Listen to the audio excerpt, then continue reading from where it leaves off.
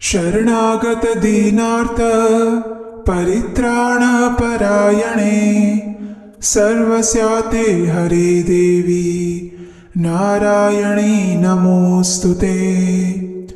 सर्वस्वरूपे सर्वेशे सर्वशक्ति समन्विते भयेभ्यस्त्राहि no देवी दुर्गे देवी नमोस्तुते।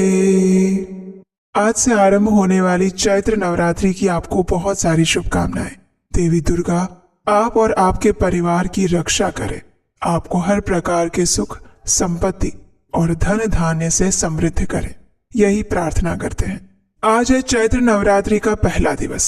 चैत्र मास के शुक्ल पक्ष की प्रतिपदा तिथि और दिन है 19 मार्च 2026 गुरुवार। आज से अत्यंत शुभ और पावन समय आरंभ हो रहा है और यह है चैत्र नवरात्रि का पर्व। तो इसलिए आज से आरंभ करके हम आने वाले 9 दिनों तक चैत्र नवरात्रि के दौरान सुनी जाने वाली दुर्गा सप्तशती का पाठ करेंगे। देवी पुराण में वर्णन आता है कि नवरात्रि के इन मंगलमय दिनों में जो भी मनुष्य पूर्ण श्रद्धा और भक्ति भाव से 9 दिनों तक शुरुआत से लेकर अंत तक इस दुर्गा सप्तशती पाठ का श्रद्धा पूर्वक श्रवण करता है या पठन करता है, उसकी हर मनोकामनाएं पूर्ण होती हैं। माँ दुर्गा की विशेष कृपा उनके ऊपर बरसती है, उनके हर कामों की सिद्धि हो जाती है और इसीलिए इस दुर्गा सप्तशती पाठ का आरंभ से लेकर अंत तक पूर्ण श्रवण करना अत्यंत आवश्यक है।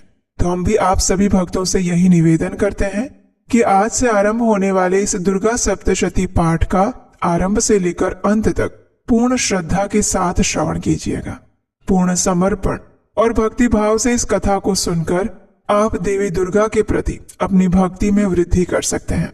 और इसके साथ ही आज के इस वीडियो के अंत में आपके लिए एक सुंदर विशेष देवी स्तुति भी है, जिसे सुने बिना आपकी ये कथा श्रवण अधूरा रह सकता है, जो अत्यंत मधुर है और आपकी भक्ति में अभिवृद्धि करने वाला है।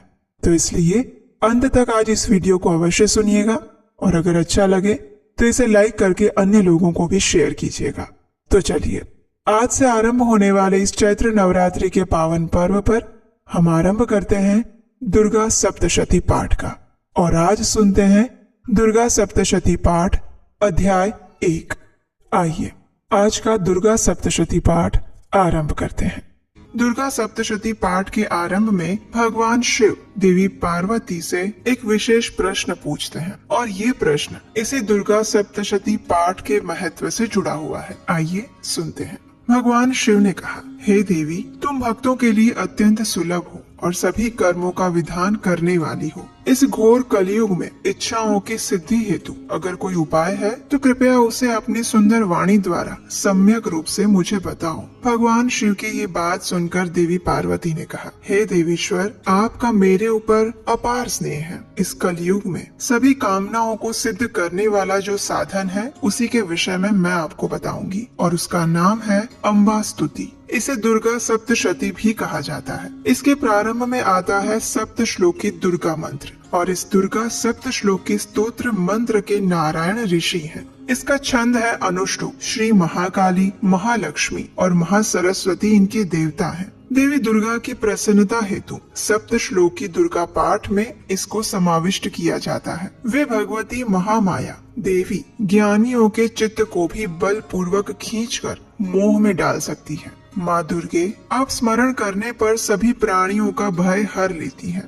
और स्वस्थ पुरुषों द्वारा चिंतन करने पर उन्हें परम कल्याणकारी बुद्धि प्रदान करती हैं। दुख, दरिद्रता और भय हरने वाली देवी हैं। आपके सिवा दूसरा और कौन है जिनका चित्त सभी का उपकार करने के लिए सदैव दयार्द्र बना रहता हो। हे नारायणी, आप हर प्रकार के मंगल प्रदान करने वाली मंगलमयी देवी हैं। आप कल्याणदायिनी शिवा हैं। सभी पुरुषार्थों को सिद्ध करने वाली शरणागत वत्सला, 3 नेत्रों वाली और गौरी हैं। मैं आपको नमस्कार करती हूँ। शरण में आए हुए दीन और पीड़ित जनों की रक्षा में संलग्न रहने वाली और सभी की पीड़ा दूर करने वाली हे नारायणी देवी, आपको नमस्कार है। सर्व स्वरूपा, सर्वेश्वरी और सब प्रकार की शक्तियों से संपन्न हे दिव्य स्वरूपा दुर्गे देवी, आप सभी भयों से हमारी रक्षा करें। आपको नमस्कार है। हे देवी, आप प्रसन्न होने पर सभी रोगों को नष्ट कर देती हैं और क्रोधित होने पर मनोवांछित सभी कामनाओं का नाश कर देती हैं। जो भी मनुष्य आपकी शरण में जा चुके हैं उन पर विपत्ति तो आती ही नहीं है।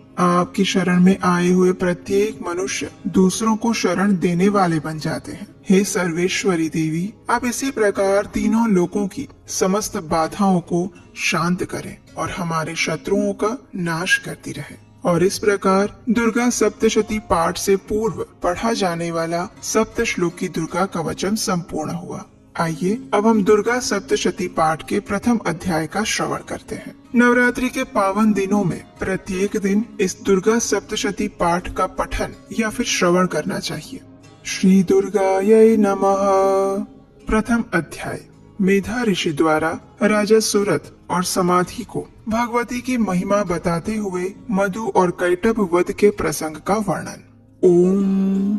प्रथम चरित्र के ब्रह्मा ऋषि, महाकाली देवता, गायत्री छंद, नंदा शक्ति, रक्त दंतिका बीज, अग्नि तत्व और ऋग्वेद स्वरूप है। देवी महाकाली देवताओं की प्रसन्नता के लिए प्रथम चरित्र के जप में विनियोग किया जाता है। भगवान विष्णु के सो जाने पर मधु और कैटभ को मारने के लिए कमल जन्मा ब्रह्मा जी ने जिनका स्तवन किया था, उन महाकाली देवी का मैं सेवन करती हूँ। वे अपने 10 हाथों में खड्ग, चक्र, गदा, बाण, धनुष, परिघ, शूल, मुशुंडी, मस्तक और शंख धारण करती हैं। इस देवी के 3 नेत्र हैं। वे सभी अंगों में दिव्य आभूषणों से सुशोभित हैं। उनके सुंदर शरीर की कांति नील मणि के समान है। वे 10 मुख और 10 पैरों से युक्त हैं और ऐसी चंडी देवी को नमस्कार है। कथा आरंभ करते हुए श्री मार्कंडेय ऋषि ने कहा, सूर्य के पुत्र सावर्णी जो 8वें मनु कहे जाते हैं, उनकी उत्पत्ति की कथा विस्तार पूर्वक अब मैं सुना रहा हूँ। ध्यान पूर्वक सुनिए। सूर्य कुमार महाभाग सावर्णी भगवती महामाया के अनुग्रह से जिस प्रकार मनवंतर के स्वामी हुए, वही प्रसंग मैं सुनाऊंगा। बहुत पूर्व काल की बात है।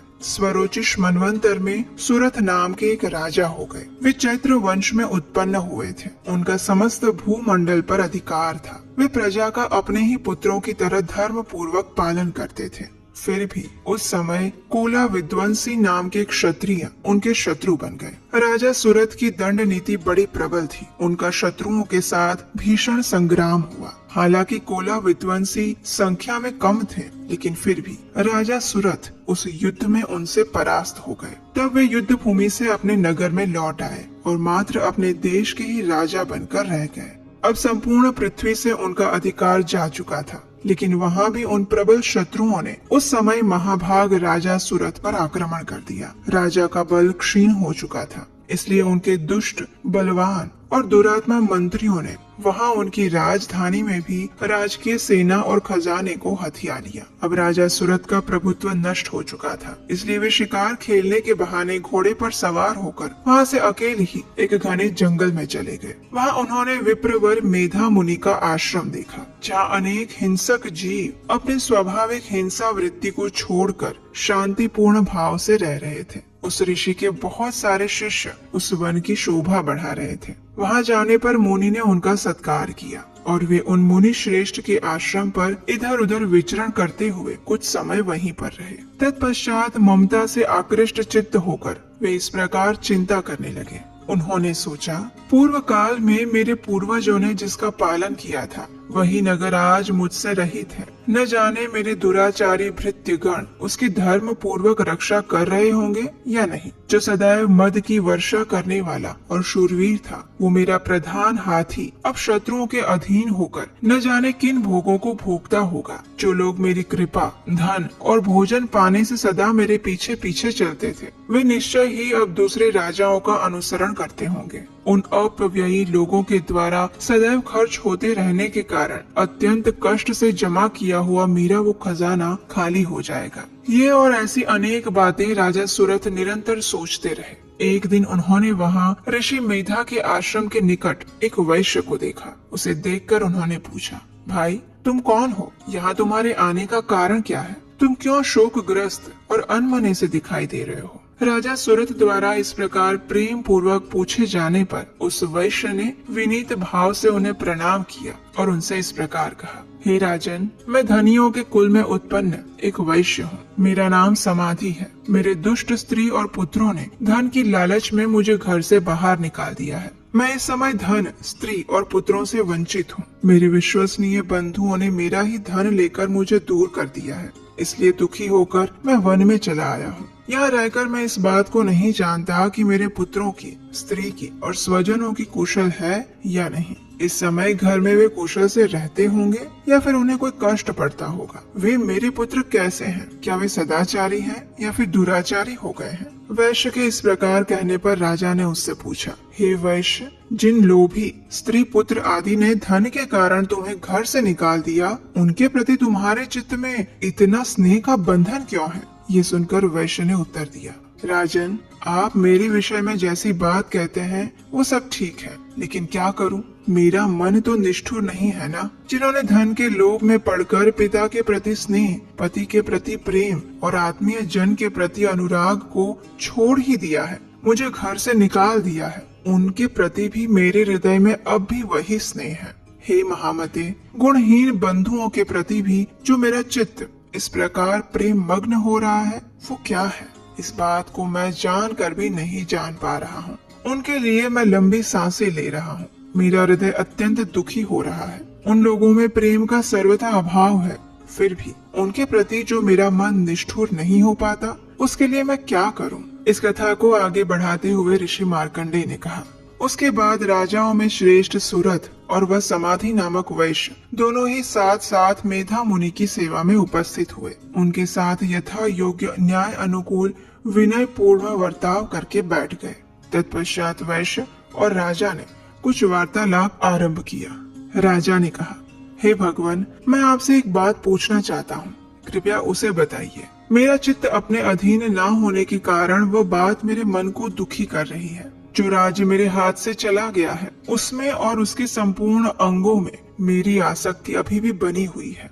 हे मुनि श्रेष्ठ, ये जानते हुए भी कि वो अब मेरा नहीं है, अज्ञानी की तरह मुझे उसके लिए दुख हो रहा है। ये सब क्या है? दूसरी ओर वही ये वैश्य भी घर से अपमानित होकर आया है। इसके पुत्र, स्त्री और भृत्यों ने इसे छोड़ दिया है। स्वजनों ने भी इसका परित्याग कर दिया है, फिर भी ये उनके प्रति अत्यंत हार्दिक स्नेह रख रहा है। इस प्रकार ये और मैं, हम दोनों ही बहुत दुखी हैं। जिसमें प्रत्यक्ष दोष देखा गया है, उस विषय के लिए भी हमारे मन में आसक्ति पूर्ण आकर्षण पैदा हो रहा है। हे महाभाग ऋषिवर, हम दोनों समझदार हैं, फिर भी हमारे अंदर ये मोह कैसा है? विवेक शून्य पुरुष की भांति मुझ में और इसमें भी इस प्रकार की मूढ़ता प्रत्यक्ष रूप से आखिर क्यों दिखाई दे रही है? राजा के ये वचन सुनकर ऋषि मेधावी ने कहा, हे महाभाग, विषय मार्ग का ज्ञान सभी जीवों को है। इसी प्रकार विषय भी सबके लिए अलग अलग है। कुछ प्राणी दिन में नहीं देखते और दूसरे रात में नहीं देखते। कुछ जीव ऐसे हैं जो दिन और रात्रि में बराबर देखते हैं। ये बात सत्य है कि मनुष्य समझदार होते हैं, लेकिन केवल वे ही ऐसे नहीं होते। पशु, पक्षी, मृग आदि सभी प्राणी भी समझदार होते हैं। मनुष्यों की समझ भी वैसी ही है जैसी उन मृग और पक्षियों की होती है। जैसी मनुष्यों की होती है, वैसी उन मृग, पक्षी आदि की समझ होने के बाद भी उन्हें प्राणी कहा जाता है। ये और अन्य बातें भी प्रायः दोनों में समान है। समझ होने पर भी इन पक्षियों को देखो, ये स्वयं भूख से पीड़ित होते हुए भी मोहवश बच्चों की चोंच में कितने चाव से अन्न के दाने डाल रहे हैं। हे राजन, क्या तुम नहीं देख रहे हो कि ये मनुष्य समझदार होते हुए भी लोभवश अपने किए हुए उपकार का बदला पाने के लिए पुत्रों की अभिलाषा करते हैं। हालांकि उन सब में समझ की कमी नहीं है, फिर भी संसार की स्थिति, जन्म मरण की परंपरा बनाए रखने वाले भगवती महामाया के प्रभाव द्वारा ही ममतामयी भंवर से युक्त मोह के गहरे गर्त में गिराए गए हैं। इसलिए इसमें आश्चर्य नहीं करना चाहिए। जगदीश्वर भगवान विष्णु की योग निद्रा स्वरूपा जो भगवती महामाया देवी दुर्गा है, उन्हीं से ये जगत मोहित होता रहता है। वही भगवती महामाया देवी ज्ञानियों के चित्त को बलपूर्वक खींचकर मोह में डाल देती है। वे ही संपूर्ण चराचर जगत की सृष्टि करती हैं और वे ही प्रसन्न होने पर मनुष्यों की मुक्ति के लिए वरदान भी देती है। वही परा विद्या संसार बंधन और मोक्ष की हेतु भूता सनातनी देवी और संपूर्ण ईश्वरों की भी अधीश्वरी है। ऋषि के इस प्रकार वचन सुनकर राजा ने प्रश्न पूछा, हे भगवान, जिन्हें आप महामाया कहते हैं, वे देवी कौन है? उनका आविर्भाव कैसे हुआ तथा उनके चरित्र कैसे हैं? ब्रह्मवेत्ताओं में श्रेष्ठ हे महर्षि, उन देवी का जैसा प्रभाव हो, जैसा स्वरूप हो और जिस प्रकार प्रादुर्भाव हुआ हो, वो सब मैं आपके मुख से सुनना चाहता हूँ। कृपया इसे विस्तार पूर्वक सुनाएं।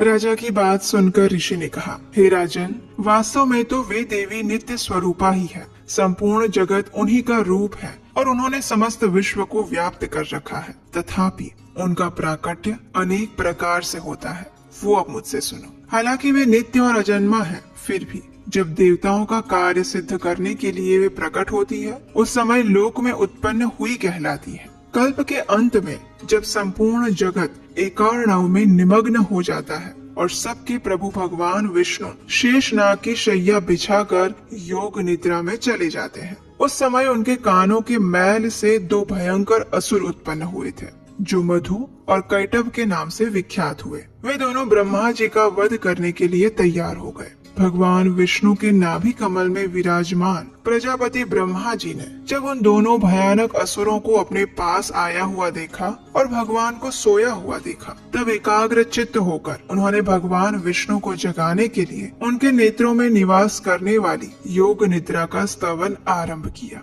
जो इस विश्व की अधीश्वरी, जगत को धारण करने वाली, संसार का पालन और संहार करने वाली तथा तेज स्वरूपा भगवान विष्णु की अनुपम शक्ति है। उन्हें भगवती निद्रा देवी की भगवान ब्रह्मा जी स्तुति करते हुए इस प्रकार कहने लगे। ब्रह्मा जी ने कहा, हे देवी, तुम ही स्वाहा, तुम ही स्वधा और तुम ही वषटकार हैं। स्वर भी आपके ही स्वरूप हैं। आप ही जीवन दायिनी सुधा हैं। नित्य अक्षर प्रणव में अकार, उकार, मकार, इन तीन मात्राओं के रूप में आप ही स्थित रहती हैं तथा इन तीन मात्राओं के अतिरिक्त जो भी बिंदु रूपा नित्य अर्थ मात्रा है, जिसका विशेष रूप से उच्चारण नहीं किया जा सकता, वो भी आप ही हैं। हे देवी, आप ही संध्या, सावित्री और परम जननी हैं। हे देवी, आप ही इस विश्व ब्रह्मांड को धारण करती हैं। आपसे इस जगत की सृष्टि होती है, आपसे इसका पालन होता है। सदा तुम्ही कल्प के अंत में सबको अपना ग्रास बना लेती हो। हे जगन्मयी देवी, इस जगत की उत्पत्ति के समय आप सृष्टि रूपा है, पालन काल में स्थिति रूपा है और कल्पांत के समय में संहार रूप धारण करने वाली हैं। आप ही महाविद्या, महामाया, महामेधा, महास्मृति, महामोह रूपा महासुरी हैं। आप ही तीनों गुणों को उत्पन्न करने वाली सबकी प्रकृति हैं। भयंकर काल रात्रि, महारात्रि और मोह रात्रि भी आप ही हैं। आप ही श्री, आप ही ईश्वरी, आप ही ह्रीम और आप ही बोध स्वरूपा बुद्धि हैं। लज्जा, पुष्टि, तुष्टि, शांति और क्षमा भी आप हैं। आप खड्ग धारिणी, शूल धारिणी, घोर रूपा, गदा और चक्र, शंख और धनुष धारण करने वाली हैं। बाण, भुषुंडी और परिघ, ये आपके अस्त्र हैं। आप सौम्य और सौम्यतर हैं। इतना ही नहीं, जितने भी सौम्य और सुंदर पदार्थ हैं, उन सबकी अपेक्षा आप अत्यधिक सुंदरी हैं। पर और अपर, सबसे परे रहने वाली परमेश्वरी आप हैं। सर्वस्वरूपी देवी, कहीं भी सत असत रूप जो कुछ भी वस्तुएं हैं और उन सबकी जो शक्ति है, वे आप ही हैं। ऐसी अवस्था में आपकी स्तुति क्या हो सकती है? जो इस जगत की सृष्टि, पालन और संहार करते हैं, उन भगवान को भी जब आपने निद्रा के अधीन कर दिया है, तब आपकी स्तुति करने में यहाँ कौन समर्थ हो सकता है? मुझको, भगवान शंकर को और भगवान विष्णु को भी तुमने अपने शरीर में धारण किया है, अतः आपकी स्तुति करने की शक्ति किसमें है? हे देवी, आप तो अपने इन उदार प्रभावों से ही प्रशंसित हैं। ये जो दोनों दुर्धर्ष असुर मधु और कैटभ हैं, इनको मोह में डाल दो और जगदीश्वर भगवान विष्णु को शीघ्र ही जगा दो। साथ ही इनके भीतर इन दोनों महान असुरों को मार डालने की बुद्धि उत्पन्न कर दो। हे राजन, जब ब्रह्मा जी ने वहाँ मधु और कैटभ को मारने के उद्देश्य से भगवान विष्णु को जगाने के लिए तमोगुण की अधिष्ठात्री देवी योग निद्रा की इस प्रकार स्तुति की, तब वे भगवान के नेत्र, मुख, नासिका, बाहु, हृदय और वक्ष स्थल से निकलकर अव्यक्त जन्मा ब्रह्मा जी की दृष्टि के समक्ष उपस्थित हो गई। योग निद्रा से मुक्त होने पर जगत के स्वामी भगवान जनार्दन उस एकार्णव के जल में शेषनाग की शैया से जाग उठे। फिर उन्होंने उन दोनों असुरों को देखा। वे दुरात्मा मधु और कैटभ अत्यंत बलवान और पराक्रमी थे। क्रोध से लाल आंखें किए ब्रह्मा जी को खा जाने के लिए उद्योग कर रहे थे। और तब भगवान श्री हरि ने उठकर उन दोनों के साथ 5000 वर्षों तक मात्र बाहु युद्ध किया। वे दोनों भी अत्यंत बल के कारण उन्मत्त हो चुके थे। इधर महामाया ने भी उन्हें मोह में डाला हुआ था और इसलिए वे भगवान विष्णु से कहने लगे, हम तुम्हारी वीरता से संतुष्ट हैं, तुम हम लोगों से कोई वर मांगो। तब भगवान विष्णु ने कहा, यदि तुम दोनों मुझ पर प्रसन्न हो तो अब मेरे हाथ से मारे जाओ, बस इतना ही वर चाहिए मुझे, यहाँ दूसरे किसी वर से क्या लाभ। इस प्रकार धोखे में आ जाने पर जब उन्होंने संपूर्ण जगत में जल ही जल देखा, तब कमल नयन भगवान से कहा, जहाँ पृथ्वी जल में डूबी हुई ना हो, जहाँ सूखा स्थान हो, वहीं हमारा वध करो। तब तथास्तु कहकर शंख चक्र और गदा धारण करने वाले भगवान ने उन दोनों के मस्तक अपनी जांघ पर रखकर चक्र से काट डाले। और इस प्रकार ये देवी महामाया ब्रह्मा जी की स्तुति करने पर स्वयं प्रकट हुई थी। और अब पुनः आपसे उनके प्रभाव का मैं वर्णन करता हूँ। इस प्रकार श्री मार्कंडेय पुराण में सावर्णिक मनवंतर की कथा के अंतर्गत देवी महात्म्य में मधु कैटभ वध नामक पहला अध्याय पूर्ण हुआ।